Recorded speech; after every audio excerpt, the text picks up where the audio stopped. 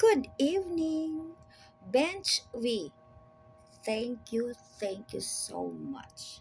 Kasi may comment siya dito, sabi niya, 80-80.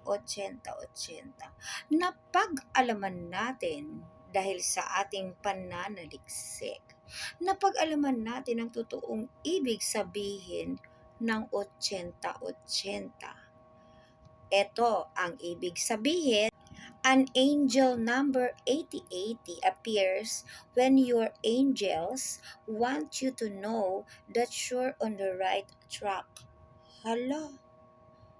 So, hindi siya ob-ob. Pagka-bright pala. Right track eh. This number is a sign of good luck. Thank you. Thank you talaga, Bench. Wealth and abundance. Oh my God, thank you. It's also a sign of positivity and excitement. So if you see this number, be sure to take notice and be grateful for the guidance of your angels are providing. Napaka-sweet naman ni Bench.